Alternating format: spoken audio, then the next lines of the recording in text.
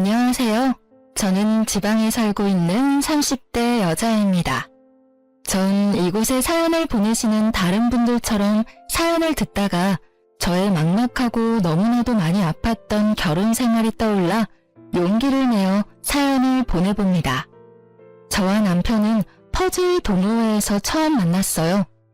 개수가 많은 퍼즐을 맞춰보신 사람들이라면 아시겠지만 그게 생각보다 엄청난 끈기와 인내심이 필요한 취미예요.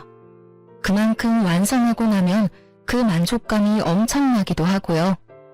남편과 저는 개수가 꽤 많은 퍼즐을 좋아하는 편이었는데 좋아하는 애니마저 같아 함께 작업하는 일이 많았고 그렇다 보니 자연스럽게 연인이 돼 결혼까지 하게 되었죠.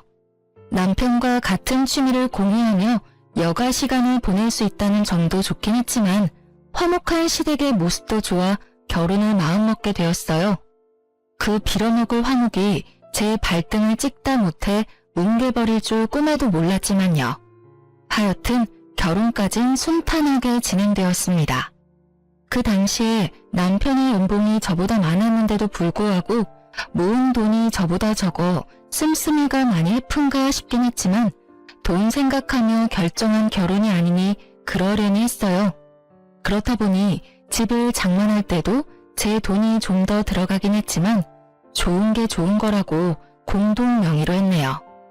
그래도 집은 남자 명의로 해야 하는 게 아니냐는 시댁의 언질에 시댁은 남편 명의로 했다고 거짓말을 하긴 했지만요.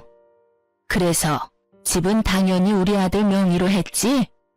그럼 엄마 걱정하지 마. 그래 잘했다 아가. 섭섭하게 생각하지 말려무나. 명의가 무슨 의미가 있니? 그냥 이 노인네들이 아직은 고지식해서 그런 거다. 이렇게 생각해 주렴. 알겠지? 네 어머님. 명의 문제로 여러 말이 오갈 때 조금 석연치 않은 부분이 있긴 했지만 결국 공동 명의로 했고 융통성 있게 거짓말을 해준 남편 덕분에 별 대수롭지 않게 넘겼어요. 그 문제만 뺀다면 결혼하고 난 뒤에도 저흰 여전히 행복했고 별다른 시집살이도 느끼지 못한 채 행복한 신혼생활을 즐기고 있었어요. 그러던 어느 날 저의 신혼생활을 더 황홀하게 만들어줄 소식이 저희 부부에게 찾아왔어요. 여보, 나 임신했어. 그게 정말이야? 와, 정말 고생했어. 그럼 뱃속에 우리 아기가 있단 말이야? 너무 신기하다. 그렇습니다. 결혼한 지 1년도 되지 않아 전 임신을 했고 꿈만 같았어요. 아기를 원하고 있기도 했지만 생각보다 더 빨리 임신이 돼서 그 기쁨이 몇 배로 더 크게 느껴졌어요. 판도라의 상자가 열리기 전까지는요. 그러니까 아직 아무것도 변한 게 없는 것 같은데 이 뱃속에 아기가 있다고 생각하니 왜인지 큰일을 한 것 같고 더 조심해야 할 것 같고 그렇네. 당연히 큰일을 한 거지. 조심 또 조심해. 나도 당신 스트레스 받지 않게 노력할 테니까. 임신의 기쁨을 느끼며 하루하루 보냈던 것도 찰나의 순간이었어요. 이것저것 아기용품을 알아보던 중 전 문득 생겨난 궁금증에 남편에게 물었어요. 그렇게 저도 모르는 사이 열면 안 되는 판도라의 상자를 열었던 것입니다. 그런데 말이야, 당신 돈 얼마나 모았어? 이제 아기도 태어날 거고 우리 서로 재정 상태가 어느 정도인지 알아야 할 것 같아. 저희는 결혼 이후 돈 관리를 따로 하고 있었고 일정 금액을 생활비 통장에 입금해 그것으로 생활비를 쓰고 있었어요. 전 목적에 따라 통장에 나눠 적금하고 있었던 터라 모인 돈이 꽤 있었고 그렇기에 남편도 어느 정도 모아뒀겠지 하고 생각하고 있었습니다. 저의 물음에 남편이 당황하더라고요. 많이 모으진 못했나 싶더라고요. 하지만 남편이 오픈한 통장 잔고는 참 참담하더군요. 59,800원? 정말 이게 다야? 거짓말하지 말고 따로 적금 든 건 있는 거지? 아니, 없어. 그게 지금 가진 전 재산이야. 뭐? 그게 말이나 돼? 당신 연봉이 얼만데? 그 월급으로 적금도 안 되는데 가진 전 재산이 10만 원도 안 된다는 게 말이나 돼? 당신 나 몰래 두 집 살림해? 그렇지 않고선 말이 안 되는 금액이잖아.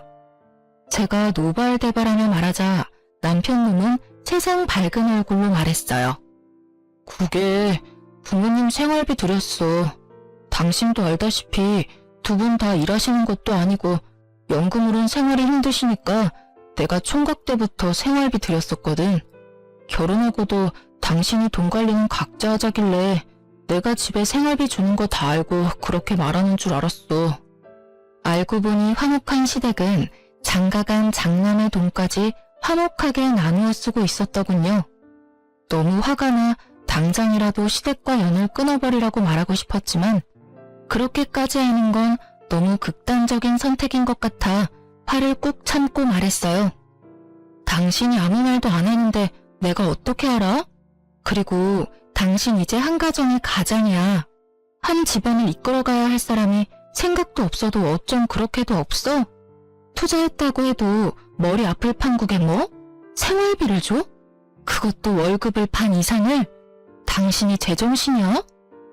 제가 이렇게까지 말하니 남편은 그제야 상황 파악을 한 듯 제 눈치를 살피기 시작했어요. 전혀 예상치 못한 저의 반응에 남편은 대답도 못하고 애꿎은 손톱만 튕기고 있더군요. 그 꼴을 보는데 밤새도록 기다려도 제가 기다리는 답변은 돌아오지 않을 거란 생각이 들더군요. 그래서 전 기다리지 않고 앞으로 남편이 어떻게 해야 할지를 친히 알려주었습니다. 다신 시댁에 그 어떤 돈도 주지 마. 다 끊어. 알겠어? 어? 이렇게 갑자기 한 푼도 들이지 말란 말이야? 아, 용돈은 드려도 돼. 단 30만 원은 넘기지 마. 30만 원으로 어떻게 생활하셔. 그렇게는 못해. 아, 그래? 그렇게 부모님께 생활비 드리고 싶으면 나랑 이혼하면 되겠네. 난 가정도 내팽개치고 효도하는 남자랑은 못 사니까 말이야. 이혼? 무슨 이런 일로 이혼까지 해. 이때까지 키워주신 부모님께 생활비 드리는 게 그렇게 나쁜 일이야? 나쁜 일이야. 나한테 그거보다 나쁜 일은 없다고. 그렇게 부모님께 효도하고 싶었으면 나랑 결혼을 하지 말았어야지. 가정을 만들어 놓고 당신 부모님께 돈 다 갖다 바치면 우리 가정은 어떻게 살아가. 생각을 좀 해 제발. 당신이 우리 집 가장인 걸 잊지 말란 말이야. 하여튼 난 분명하게 말했다. 또다시 이런 일 만들면 이혼이야. 난 2번 기회는 주지 않으니까 그렇게 알고 당장 다음 달부터 돈 들이지 마. 알겠어? 알겠어. 남편은 그래도 이혼은 하기 싫었는지 기어들어가는 목소리로 알겠다고 하더군요. 그 후 전 불시에 남편의 통장 잔고를 확인하기 시작했고 남편은 다행스럽게도 통장 잔고를 잘 지키고 있었어요. 통장 잔고를 잘 지켜낸 대신 절 지켜내진 못했지만요. 시댁에선 저의 입김으로 넉넉하던 생활비가 30만 원으로 바뀌어버린 것을 알아버렸고 그 덕에 전쟁보다 더 큰 난리가 났더군요. 당연했겠죠. 늙은 시부모님들부터 젊은 시누이까지. 일하는 사람은 단 한 명도 없이 남편 생활비로 생활하다 하루아침에 돈줄이 막혔으니 난리가 날 수밖에요. 이때부터였죠. 화목하고 다정하던 시댁 식구들이 입만 열면 돈 타령만 하는 돈벌레가 되어버린 것은요. 어머님과 시누이는 틈만 나면 전화로 돈 타령하기 시작했어요. 어머님, 무슨 일이세요? 무슨 일? 그걸 몰라서 묻니? 넌 왜 우리 아들 돈도 마음대로 못 쓰게 하니? 왜 너 때문에 화목하던 우리 집이 쑥대밭이 되어야 하냐고? 어머님, 이제 어머님 아들이 장가를 갔어요. 심지어 내년엔 한 아이 아빠도 되고요. 그런 아들의 돈이면 어머님이 나서서 안 줘도 된다고 해야 하는 거 아닐까요? 그렇게 아들 돈이 쓰고 싶으셨으면 장가를 보내지 마셨어야죠. 장가는 보내시고 돈은 계속 받아 쓰시는 게 말이 된다고 생각하세요? 그것도 한두 푼도 아니고 그 월급 거의 다 받아 쓰셨잖아요. 저희 어머님 이제 아기도 태어나고 돈 모아야 해요. 어머님도 아시잖아요. 애 하나 키우는데 돈 엄청나게 든다는 거. 그러니까 어머님이 좀 이해해 주세요. 너도 돈 벌잖니? 우리 아들 돈은 우리 주고 네 돈으로 애 키우면 되잖니? 그렇게 하면 온 집안이 화목할 것을 넌 왜 그렇게 생각이 짧니? 아니면 머리가 나쁜 거니? 이건 말인가요, 똥인가요? 왜 사람 입에서 말이 아니라 쓰레기가 나오는지 도통 알 수는 없었지만 일단 대답은 해드렸어요. 전 제 등골 빼서 어머님 아들이랑 제 아들이랑 키울 생각 전혀 없어요. 어머님, 그러니까 제 말은요. 앞으로도 생활비는 없을 테니 그런 줄 아시면 된다. 이 말씀이에요. 저의 단호한 말투에 어머님은 크게 당황하셨는지 어버버 하시며 말을 잇지 못하시더라고요. 그런 어머님을 대신해 이번엔 시누이가 나서더군요. 아니 언니, 무슨 말을 그렇게 섭섭하게 해요. 그리고 가족끼리 돕고 사는 거지 무슨 생판 남처럼 네 돈 내 돈 딱 잘라 나누냐고요. 아가씨, 전 저희 친정에도 용돈 말곤 돈거래조차도 안 해요. 그리고 아가씨가 입장 바꿔서 생각해보세요. 아가씨의 미래의 배우자가 자기가 버는 돈은 전부 자기 집에 가져다주고 정작 가정에 쓰이는 생활비를 포함해 애 교육비 전부를 아가씨에게 감당을 하면 아가씨는 웃으면서 할 수 있겠어요? 아, 우리 남편은 참 효자구나. 당신은 효자 노릇 많이 해? 내가 애도 키우고 돈도 더 많이 벌어오도록 노력해볼게. 할 수 있겠냐고요. 그건 왜 그렇게 극단적이게 예를 들어요? 극단적인 게 아니라 지금 제가 처한 상황이에요, 아가씨. 그러니까 제가 지금 이 순간에 아가씨 오빠랑 이혼하고 싶겠어요? 안 하고 싶겠어요? 이혼이요? 아직 못 전에 들으셨어요? 저 아가씨 오빠가 시댁에 또다시 돈 갖다 바치면 이혼하자고 했거든요. 그런데 지금은 돈이고 나발이고 그냥 이혼하고 싶네요. 언니, 지금 이혼을 빌미로 우리 협박하는 거예요? 그렇게 들리셨대도 어쩔 수 없고요. 아가씨, 저 좀 바빠서 그러는데 또 할 말 없으면 끊을게요. 정말 조심 또 조심해야 하는 시기에 이런 전화를 받는 일은 허다했고 반복되는 말이 안 되는 소리에 대꾸도 하고 싶지 않아 전화를 무시하면 아버님을 저희 집으로 보내 압박을 하더군요. 아버님, 저희 집까지 무슨 일이세요? 무슨 일은?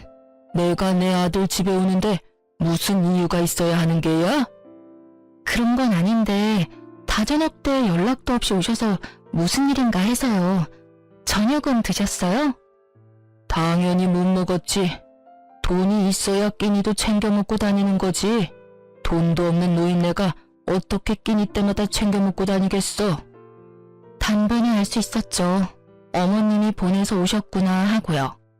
그렇지 않고서야 저녁 시간에 아버님이 굳이 저희 집에 찾아오실 이유는 없으니까요. 그럼 식사하고 가세요. 제가 금방 차려드릴게요. 됐다. 입맛도 없어. 너 같으면 지금 내가 입맛이 있겠느냐? 아휴, 아버님. 그래도 식사는 하셔야죠. 됐다고 하지 않느냐? 그러지 말고 여기 좀 앉아보거라. 이야기 좀 하자꾸나.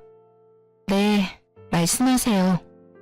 분위기는 얼추 만들어졌고 아버님이 본격적인 이야기를 꺼내려는 순간 타이밍 좋게 남편이 돌아오더군요.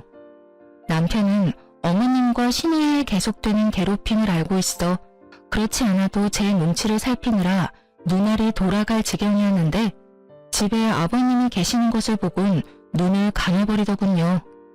아마 그 짧은 순간 제 표정을 읽은 것이었겠죠. 제 표정은 억지 웃음은 짓고 있지만 썩어가고 있었으니까요. 아버지, 어쩐 일이세요? 어쩐 일이긴 지나가는 김에 들렸다. 하고 싶은 말도 있고. 저랑 이야기하세요, 저랑.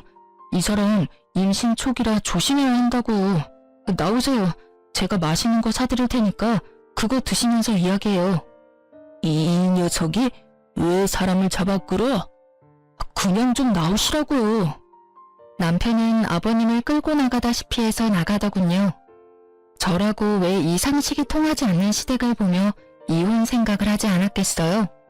진짜 확 이혼을 해버릴까 하는 순간마다 나타나 제 편이 되어주는 남편이 있기에 한 번만 더 참자고 하다 보니 저도 모르는 사이 갈 때까지 가고 있더라고요.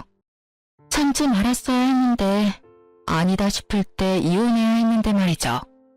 하여튼 정말 시댁은 누구 하나 제정신인 사람이 없는 집구석이었어요. 상황이 이렇게 되자 일은 일대로 손에 잡히지 않고 입덧도 하지 않는데 음식이 넘어가지 않더라고요. 병원에선 이러다 정말 큰일 난다고 조금이라도 먹으라며 당부를 하기 시작했어요. 전 아기를 생각해 억지로 음식을 섭취했어요. 그야말로 살려고 먹었죠. 그런 제 노력도 모두 물거품이 되어버렸지만요. 그날은 시댁에서 오는 모든 연락과 만남을 피한 지 5일째 되던 날이었는데 웬일인지 아침부터 불이 나야 할 휴대전화가 조용하길래 이상하다 싶었죠. 이대로 포기할 사람들론 보이진 않았으니까요. 그렇다고 먼저 나서 전화해볼 수도 없으니 답답하고도 무섭더라고요. 그렇게 시간은 흘러 점심시간이 되었고 점심을 먹기 위해 1층 로비를 지나 문으로 향하던 그 순간 저를 부르는 신우이의 목소리가 들리더군요. 저는 설마 하는 마음에 뒤를 돌아봤고 거기엔 두 눈에 쌍심지를 켜고 저를 바라보는 신우가 있었습니다. 언니. 아가씨, 여기까지 오시면 어떡해요. 나도 오죽했으면 여기까지 왔을까. 저도요, 바쁘다고요. 그러게 전화만 받았어도 이런 일은 없잖아요. 아니, 생활비만 줬어도 이런 일은 없었다고요. 아니 아가씨, 여러 번 반복해서 말하는데 생활비 못 준다니까요. 제가 꿈쩍도 하지 않고 끝까지 돈을 주지 못한다고 하자 급기야 아가씨는 내 윗옷을 잡고 흔들며 악을 쓰기 시작하더라고요. 그럼 우리는 어떻게 하라고요? 연금 조금이랑 용돈 30만 원으로 어떻게 살아요? 지금 우리 집 꼴이 어떤 줄이나 알아요? 언니 고집 때문에 쑥대밭도 그런 쑥대밭이 없다고요. 어떻게 책임질 거예요? 그걸 왜 제가 책임을 져요? 그렇게 쑥대밭이면 아가씨가 일을 하시면 되자... 신우이에게 윗옷이 잡힌 채로 말다툼을 하던 저는 갑자기 아랫배에서 참지 못할 고통이 전해지며 그 자리에 쓰러지다시피 주저앉았고 제가 앉은 자리에 다리를 타고 흘러내리던 피가 한 방울씩 고이기 시작하더군요. 네, 전 결국 유산을 하고 만 것이었어요. 이렇게 급한 상황에 신우이란 사람이 한 말과 행동이 정말 가관이었습니다. 그러게 누가 남의 돈줄 트라마 그래요? 다 벌 받은 거라고요. 거짓말 하나 보태지 않고 딱 이렇게 말을 하고선 뒤돌아가는데 정말 일어설 수만 있다면 머리끄덩이를 잡아버리고 싶더라고요. 전 결국 동료들이 119에 연락을 해주어 무사히 병원으로 옮겨졌고 출혈은 많았지만 빠른 처치 덕분에 위험한 상황 없이 치료받고 집으로 돌아올 수 있었어요. 집에 돌아온 저는 아기를 잃었다는 상실감에 아무것도 할 수가 없었어요. 전 회사에 휴직계를 냈고 회사에서도 이해한다며 충분히 쉬고 돌아오라고 하더군요. 하물며 생판 남인 회사에서도 이렇게 저를 보듬어주는데 가족이란 인간들은 참 해도 해도 너무하더군요. 돈 내놓으라며 하루가 멀다고 전화하고 찾아오던 사람들이 몸은 괜찮냐는 전화는커녕 문자 한 통이 없었습니다. 시댁 인간들에게 기대할 것도 없다고 생각했는데 막상 그런 상황에 연락조차 없으니 아직 남은 기대가 있었었는지 실망이 크더군요. 여보, 괜찮아? 많이 힘들지? 어디 아픈 데는 없어? 아픈 데는 없어. 그냥 마음이 좀 그렇네. 그런데 요즘 어머님이랑 아가씨랑 무슨 일 있으셔? 연락도 없으시고. 아버지랑 해서 다 같이 해외여행 가셨어. 아마 다음 주나 돼야 돌아오실 거야. 남편의 말을 듣고 있는데 할 말이 없더라고요. 아니, 하고 싶은 말이 없더라고요. 제가 누구 때문에 아기까지 잃었는데 사과는커녕 안부 연락 한 통도 없더니 해외여행 중이었다니. 참 대단하신 분들이라 생각했어요. 도대체 돈은 어디서 나서 해외여행식이나 가신 것인지 남편에게 묻고 싶었지만 아기도 이른마당에 그깟 돈이 뭐가 대수냐 하는 생각이 들며 전 그냥 입을 다물었습니다. 시댁의 씀씀이는 점점 해퍼졌고 전 점점 더 무기력해졌어요. 그렇게 하루하루를 보내던 어느 날 친구에게 연락이 왔어요. 아주 충격적인 사실을 가지고요. 유인아, 너 왜 이렇게 카톡을 안 봐? 카톡 보냈어? 미안. 내가 요즘 정신이 좀 없어서. 왜? 급한 일이야? 나한테 급한 일이 아니고 너한테 급한 일이야. 전화 끊자마자 바로 확인해봐. 알겠지? 알겠어. 다급한 친구의 목소리에 심상치 않은 일이 벌어지고 있음을 직감할 수 있었죠. 전 친구가 보내준 메시지를 확인했고 메시지엔 별다른 내용 없이 링크 하나가 와 있더군요. 전 그 링크를 눌렀고 그것은 그야말로 또 다른 판도라의 상자였습니다. 그건 다름 아닌 신우이의 SNS였어요. 평소 전 SNS엔 관심도 없었을 뿐더러 어떻게 하는지조차 몰랐던 터라 처음엔 이게 뭐지 하는 마음에 멍하니 액정만 쳐다보고 있었어요. 그러다 신우이의 얼굴이 보이고 전 홀린 사람처럼 스크롤을 내리며 SNS를 보기 시작했죠.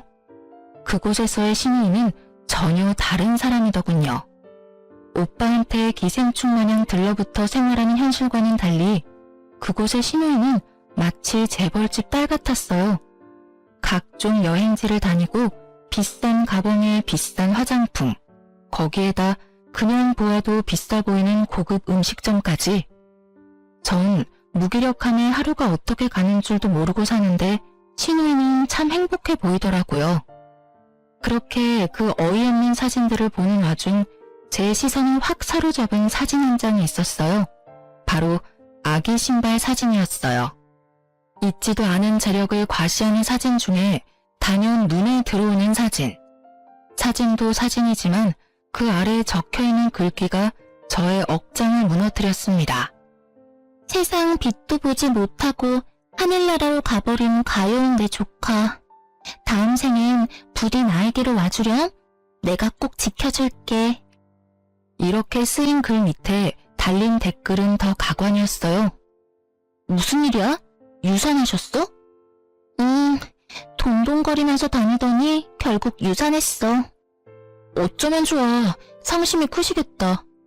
상심이 크긴 모르긴 몰라도 유산바라고 그랬을 수도 있어. 병원에서 그렇게 조심하라고 했다던데.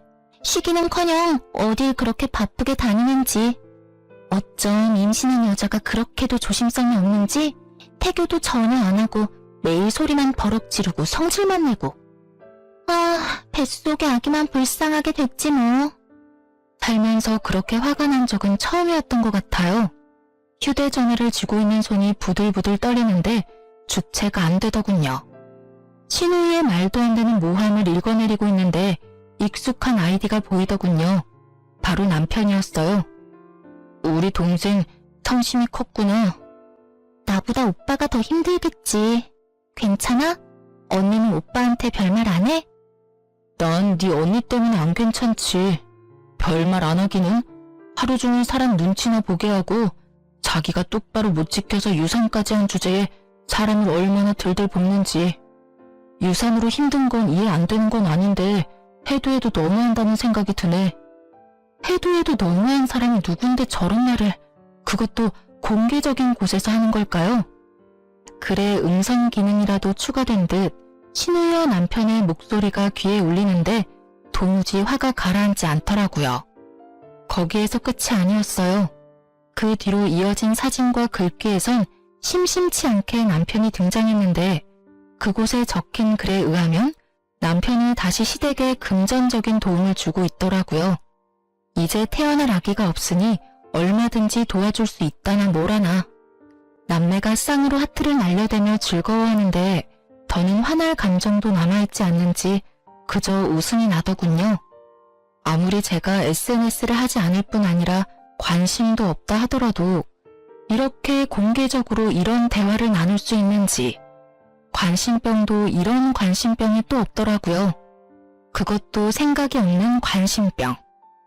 왜 저 사람들은 제 친구 중 SNS 친구가 겹치는 사람 한 명쯤은 있지 않을까 하는 생각은 못한 걸까요? 뭐 그런 생각조차 없는 사람들이니 그딴 짓을 하고 저렇게 즐거워하고 있을 테죠. 치가 떨리는 분노도 잠시 한 치 앞도 보지 못하고 이렇게 공개적인 자리에서 제 욕을 해주었다는 사실이 고마워서 눈물이 다 날 지경이었어요. 그 덕분에 보다 빠르게 이혼을 마음먹을 수 있었고 보다 쉽게 증거들을 모을 수 있었으니까요. 전 이혼 결심과 동시에 저 뻔뻔한 빈대들을 어떻게 하면 잘 박멸할 수 있을까 하는 고민에 빠졌죠. 길게 고민할 필요가 없었어요. 당한 것이 많아 계획이 차르르 종이 넘어가듯 쉽게 세워졌으니까요. 일단 전 신우이의 SNS를 캡처해 두었어요. 저를 비방한 글, 남편에게 금전적인 도움을 받아 호사롭게 생활하는 모든 것을요. 그리고 회사 측에 부탁해 제가 로비에서 유선을 할 당시의 모습이 찍힌 CCTV 복사본을 부탁했어요. 감사하게도 영상 복사하는 것에 회사가 동의를 해주셔서 그것 역시 비교적 쉽게 손에 넣을 수 있었어요. 이혼 준비가 생각했던 것보다 빠르고 쉽게 진행되던 어느 날, 정말 하늘이 돕는다는 생각이 들 수밖에 없는 소식이 들려왔습니다. 그건 바로 신우이의 결혼 소식이었어요. 웬일로 연락이 와 집으로 오라고 하더니 그 기쁜 소식을 전해주는데 자칫하면 신우이를 끌어안을 뻔했지 뭐예요? 그간 남자친구가 있는 건 알았지만 집안 차이로 인해 남자친구 집에서 반대한다고 들었었는데 드디어 허락을 받았다며 기뻐하더군요. 전 정말 진심을 담아 축하를 전했어요. 정말 진심으로 축하해요, 아가씨. 어머, 언니, 나 좀 감동인데요? 이렇게나 기뻐해 줄 거라 생각도 못했는데 고마워요, 언니. 다른 사람도 아니고 아가씨가 결혼 허락을 받았다는데 당연히 기쁘죠. 그래서 상견례는 언제예요? 아직 정확한 날짜는 안 정했어요. 왜요? 그게 아무래도 그쪽에서 원하는 혼수나 이런 것들이 장난이 아닐 텐데 우리 쪽에서도 어느 선까지 해줄 수 있는지 미리 이야기를 나눠보고 날짜를 잡아도 잡아야 할 것 같아서요. 이렇게 말하며 말끝을 흐리던 신우이는 바로 준비했던 말을 꺼내더군요. 아무것도 모르던 시절의 저였다면 노발대발 화를 냈겠지만 전 끝까지 인자한 미소를 잃지 않고 신우이의 이야기를 들어주었죠. 그래서 말인데 오빠, 그리고 언니, 나 결혼할 때 돈 좀 해주면 안 될까? 알다시피 나 모아둔 돈은커녕 생활비도 없잖아. 그럼 내가 무슨 돈으로 혼수를 준비해. 그렇다고 엄마 아빠가 뼈 빠지게 모아서 마련한 이 집에 손을 댈 수도 없고 이번에 나 도와주기만 하면 내가 1년 안에 갚을 수 있어. 내 남자친구 집 엄청 부자야. 내가 그 집에 시집만 가잖아? 그럼 다 끝나는 거야. 남자 살살 구슬려서 돈 뜯어내는 거 식은죽 먹기지. 모르긴 몰라도 그 돈 원금은 물론이고 이자까지 두둑히 쳐서 갚아줄 수 있다니까. 상상의 나래에 빠져 소설과 같은 허상을 입으로 읊어내는 신우이와 그런 신우이의 이야기를 세상 진지하게 듣고 있는 남편을 보는데 웃음이 튀어나오려는 걸 얼마나 참았는지 몰라요. 전 그저 망상으로 가득 찬 취집충이 생겨나는 과정을 감탄까지 하며 구경하고 있었고 남편은 곰곰이 생각을 하는 듯 하더니 입을 떼더군요. 일단 네가 무슨 말을 하는지는 대충 알겠고 자세한 이야기는 나중에 하자. 한두 푼도 아니고 생각할 시간이 필요해.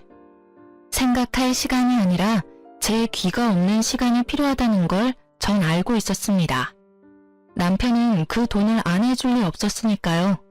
저의 예상은 틀리지 않았고 늦은 밤 남편의 전화를 엿들을 수 있었죠.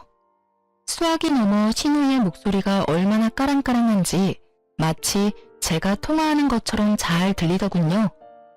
야, 넌 생각이 있어 없어? 그런 이야기를 내 와이프 있는 데서 하면 어떡하자는 거야? 나도 말하고 아차 싶었어.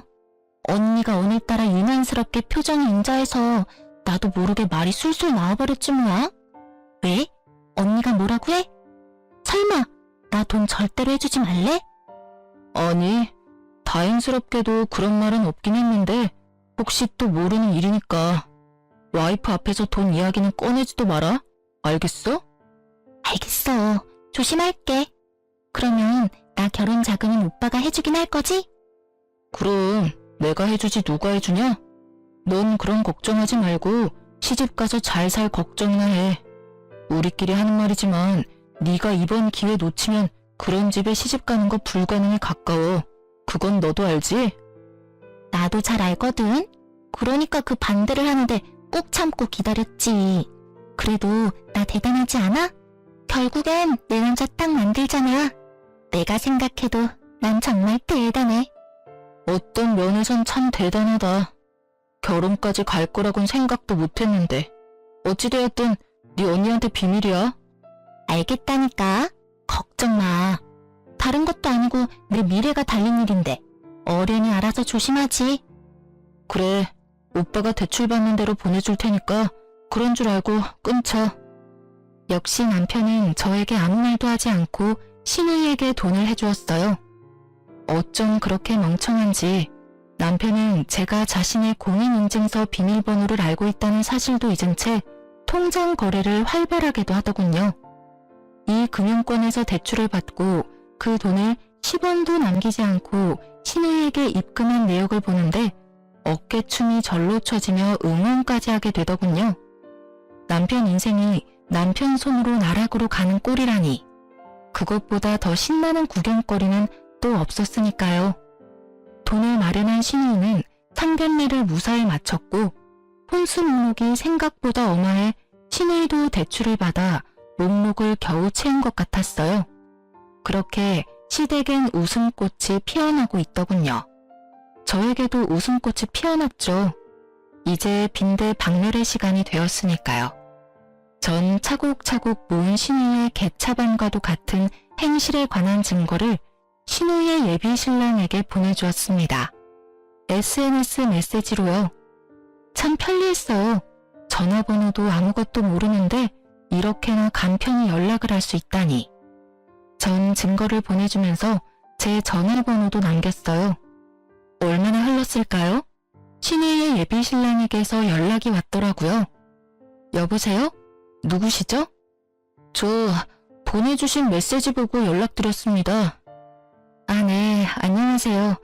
다 보셨나요? 다 봤으니 연락드렸죠. 신우이도 엄연한 가족인데 이런 내용을 보내시다니. 솔직하게 말씀드리죠. 사실 그쪽이 미친 여자라고도 생각하고 있습니다. 그런데 이렇게까지 디테일하게 모아서 보는 걸 보니 그냥 무시하고 넘길 수도 없어서 연락드렸어요. 충분히 이해합니다. 그런데 생각하시는 가족과는 거리가 멀어서요. 오죽했으면 제가 그런 걸 보냈을까요? 연락 주시면 보내드리려고 준비한 사진하고 음성 파일도 있으니 그거 바로 보내드릴게요. 그것까지 확인해 보시고 잘 결정하세요. 제가 이래라 저래라 할 입장은 아니지만 부디 옳은 결정하시길 바랄게요. 전 전화를 끊은 뒤 제가 사기꾼이나 이상한 사람은 아니라는 것을 증명해줄 결혼식 때 시댁 식구들과 찍은 가족 사진과 음성 파일을 보내줬어요. 그 음성 파일은 신우이의 호출로 시댁에 갔을 당시 기껏해야 이혼 시 증거로 제출할 목적으로 녹음하려고 준비했던 것인데 아무것도 모르는 신우이가 대박 증거를 준 것이었죠. 결혼만 하면 돈을 빼돌려 원금에 이자까지 주겠다는 내용이 아주 선명하게 녹음되어 있는 신우이의 민낯의 진실이 고스란히 녹음된 파일이었어요. 모든 것을 확인한 신우이의 예비신랑은 저를 믿을 수 있게 되었는지 사과와 함께 고마운 마음을 전해왔어요. 다 확인했습니다. 제 인생을 구해주실 분인 줄도 모르고 아까는 죄송했습니다. 워낙 믿을 수 없는 내용이다 보니 제가 날이 좀 서 있었어요. 아까도 말했듯이 이해해요. 어떻게 믿을 수가 있겠어요? 자신이 사랑하는 여자가 그렇게나 염치도 양심도 없는 사람이란 걸요. 정말 몰랐습니다. 변변한 직장이 없는 것도 그 여자 말처럼 신부 수업을 하느라 그만둔 줄로만 알았고 혼수 마련도 아무 말 없이 진행하길래 당연히 그 정도의 능력은 되는 줄 알았습니다. 뒤에선 그런 생각을 하는지 정말 꿈에도 알지 못했어요. 그리고 유산하신 이유도 정말 몰랐습니다. 그렇게나 독한 여자라고는 상상도 못했으니까요. 보내드린 거 다 보셔서 아시겠지만 그 여자 직장이라고는 가져본 적도 없으면서 자기 오빠 돈으로 사치란 사치는 다 하고 돌아다녔어요. 요리학원은커녕 주방에서 밥 한 번, 설거지 한 번을 하는 꼴을 본 적도 없고요. 지금 마련하신 집에 들어가 있는 그 혼수도 그 여자 오빠이자 아직은 제 남편인 사람이 있는 대출 없는 대출 다 끌어다 마련한 거예요. 유산에 대해선 더 말하고 싶지도 않네요. 어떻게 그렇게 감쪽같이 속을 수가 있었는지 저 자신이 너무 한심스럽네요. 속은 사람이 무슨 잘못이 있겠어요? 속인 사람이 잘못이지. 아무쪼록 마음 정리 잘하시고 빠르고 바른 결정 기다리고 있겠습니다. 네, 감사하고 또 감사합니다.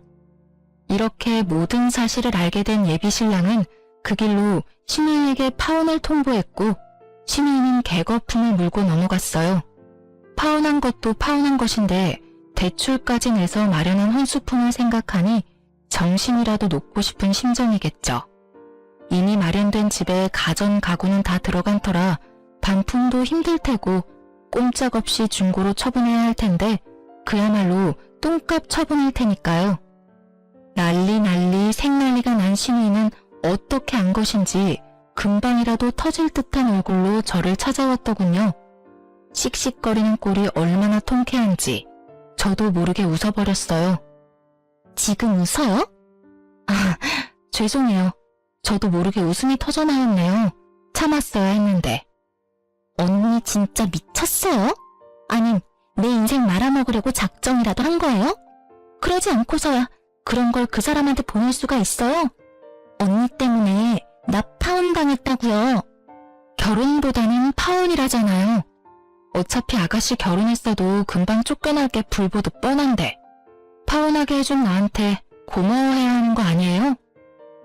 뭐라고? 너 말 다 했어? 아니, 아직 덜 했다. 야, 말이야 바른 말이라고. 내가 유산한 게 조심성이 없어서 그런 거니? 너랑 네 엄마가 하루가 멀다고 사람이 못 살게 구는데 유산을 안 하고 배기겠어? 엄연히 말하면 너 때문이지, 이 뻔뻔한 년아.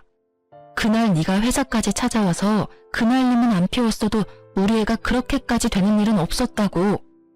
절기와 같은 제 말에 신우이는 더 버럭버럭하며 달려들더군요. 제 머리채라도 잡으려는 품새였지만 가볍게 손목을 잡고 뿌리쳤습니다. 그러니 분이 풀리지 않는지 온몸을 떨기 시작했어요. 그렇게 신우이와 제가 싸우고 있는 사이 소식을 전해 들은 남편이 도착했고 남편 역시 화가 많이 나 있더군요. 저를 보자마자 욕부터 하기 시작하는데 귀가 썩을 것만 같았어요. 야, 미친년아. 네가 제정신이야? 얘 결혼에 들어간 돈이 얼만데 다 어쩔 거야? 집안 말아먹으려고 작정했어? 여동생의 파혼보다 들어간 돈부터 걱정하는 오빠라. 참 눈물겨운 가족사랑이더군요. 내가 그걸 어떻게 알아? 네가 나한테 말 한마디 하지 않고 버린 일을. 그러게, 나한테 상의 정도는 하지 그랬어. 뭐 그래도 이런 일은 일어났을 테지만. 뭐야, 너 진짜 미친 게 분명하구나. 정신 차려. 지금 상황이 장난 같아? 누가 장난이래? 너나 정신 차리고 상황 파악 제대로 해. 정신 차리는 김에 이것도 좀 보고. 전 남편의 손에 신우이의 SNS를 캡처해 뽑아놓았던 사진들을 쥐어주었어요. 신경질적으로 사진을 보던 남편은 멈칫하더니 흔들리는 동공으로 절 보더라고요. 그나마 다행이네. 잘못한 거는 아는 것 같아서. 여보, 이건 내 말 좀 들어봐. 다 오해야. 오해는 무슨. 친히 오해할 수도 없게 이렇게 글로 남겨줘서 얼마나 고마운지 몰라. 우리 이혼해.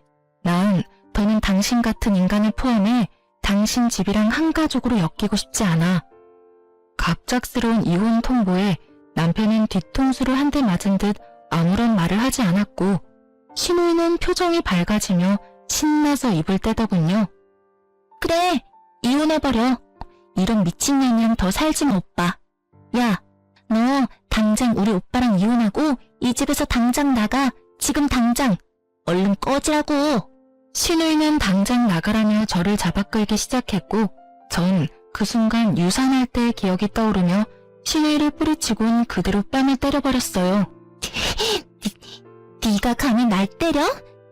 그러게, 잡기는 왜 잡아? 그렇지 않아도 때리고 싶은 거 참고 있었는데 누가 부채질 하래? 그리고 내가 왜 이 집에서 나가?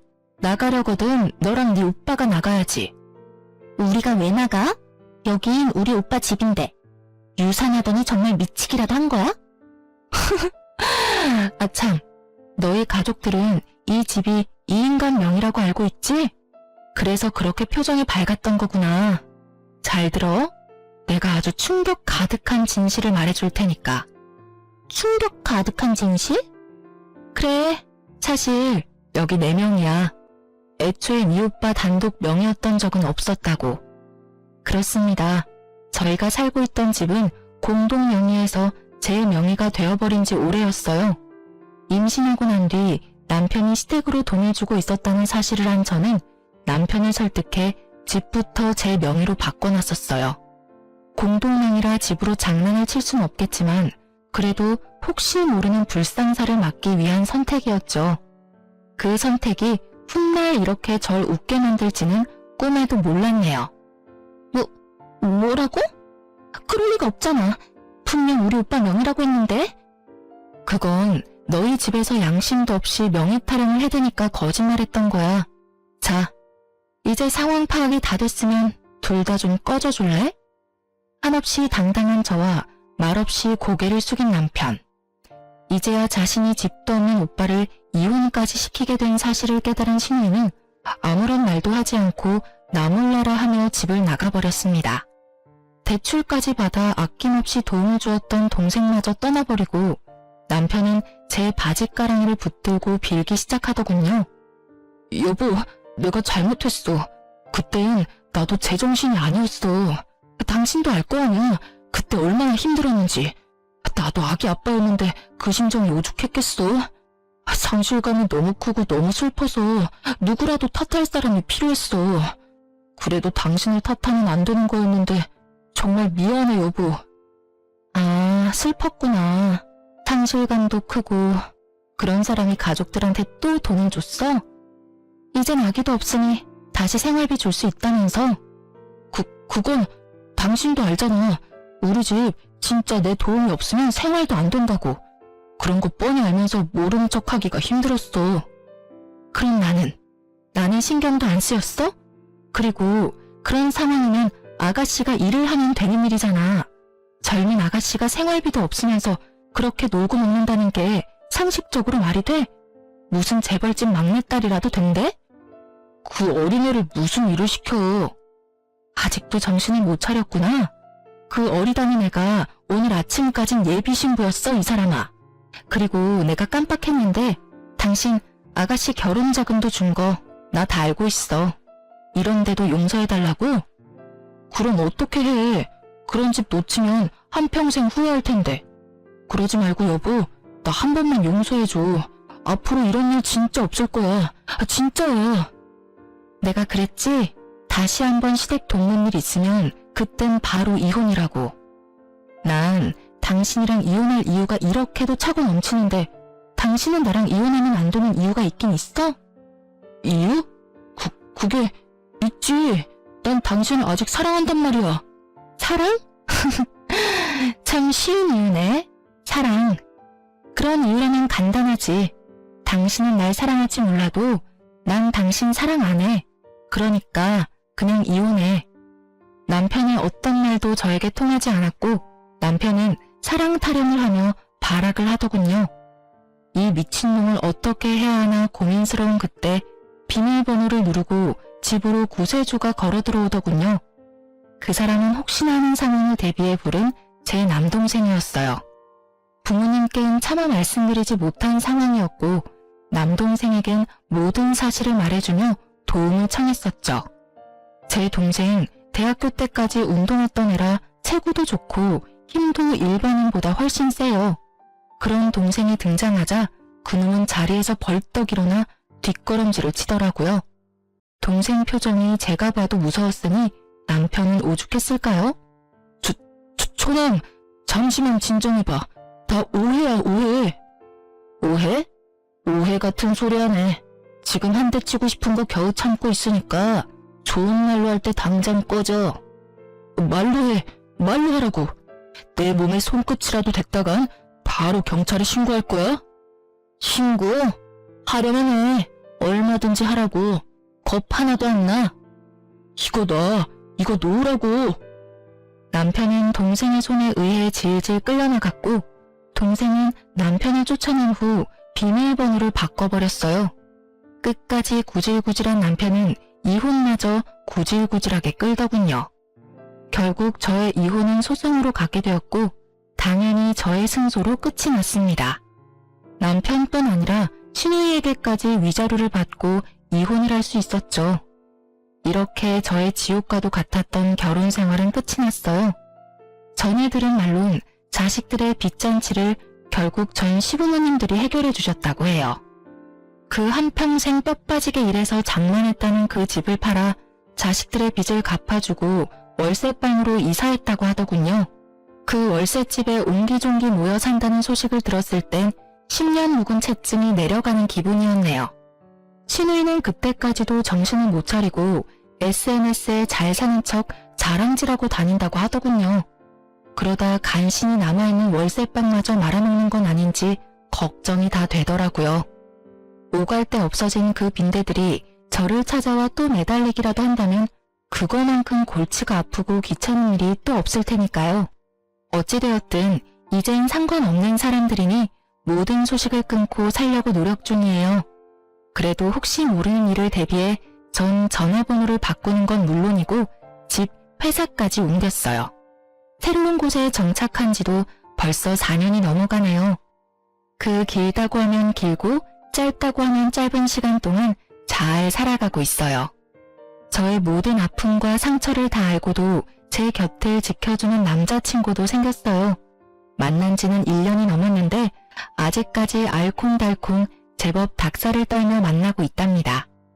저는 첫 결혼 생활이 워낙 고단했던 터라 재혼 생각이 없어 남자친구와 헤어질까 생각도 했지만 남자친구도 딱히 결혼 생각이 없으니 일단 연애만 해보자고 하길래 그러기로 했어요.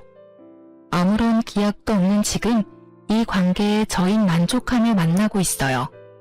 대출 하나 없이 내 집이 있고 내 명예의 차도 있고 심지어 사랑하는 사람도 있는 돌싱의 삶이란 생각했던 것보다 더 행복하더라고요. 아직도 아기를 떠나보는 날이 오면 감당할 수 없는 슬픔에 잠기곤 하지만 그마저도 잘 이겨내고 있습니다. 앞으로 어떤 삶이 또 저를 기다리고 있을지 모르지만 늘 그래왔듯이 현명하게 헤쳐나가려고 노력하려고요. 지금까지 긴 사연 들어주셔서 감사합니다.